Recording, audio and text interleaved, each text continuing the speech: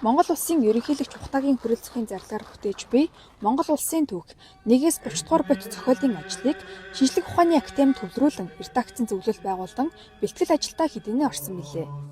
Монгол улсын түүх 30 дугаар бот бүтээлийн редактор зохиогчор сонгогдсон Эрдэмтэн судлаачдад батламж гардуулах ёслол Шинжлэх ухааны академийн тэргүүлэгчдийн газрын хурлын танхимд 2026 оны 2 сарын 13-нд болж бүтээлийг тойргох түүх эрдэмтэд оролцлоо.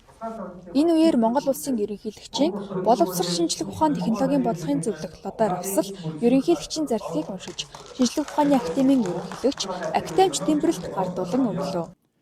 Энэ зарлагын дагуу Монгол улсынхаа 30 ботыг тойрохоор Монголын эрдэмтэн судлаач түүхчид өнөөдөр Шинжлэх ухааны академиэр хүрэлцэн ирээд байна.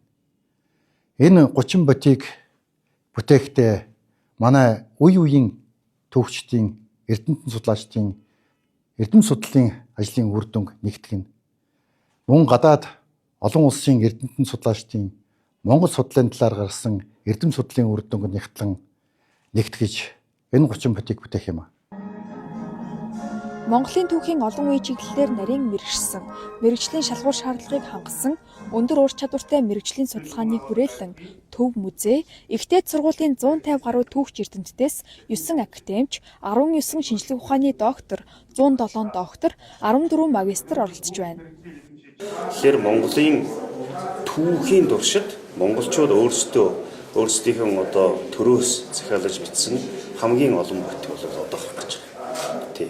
За Манччин улсын үед бол зарлагаар тоосон гадаад Монголын хотон Монгол хотон аймагуудын түүх гэдэг ном бол 216 бот. Чин улсын хааны зарлаг гэдэг. Монгол улсын богд хааны зарлагаар 11 бот Монгол улсын шашлыг бүтээгдсэн.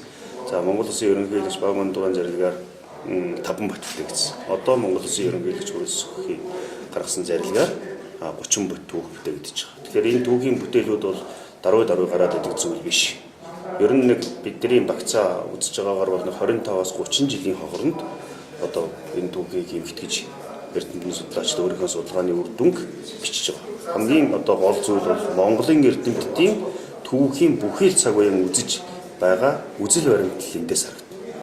Дэлхийд дахинд Монголын түүх, ялангуяа Монголын эзэнт гүрний түүх, монголчуудын түүх бол дахин анхаарлын төвд орж одоо эзэн Чингис хааныхаа музейг байгуулснаар одоо дэлхийн шилдэг 20 музейн тоонд орж дэлхийн маш олон оронд одоо Чингис хааны маань болоод Монголын түүхийн үзэсгэлэн гараад маш олон тооны олон хэлийн сурвалжууд одоо хэвлэгдэж гараад манай одоо эрдэмтэн залуучууд олон хэлээр түүнийг орчуулж судалгааны эргэлтэнд оруулж байгаа нь бол яа харахгүй Монголын түүхээ шинжлэн одоо зохиох үнэхээр одоо олон хэлний зааг уулзуур, олон судалгааны зааг уулзуур дээр түүхээ дахин одоо шинжлэн зохиох ийм боломжийг одоо бүрдүүлсэн ийм сайхан цаг үе болж байна.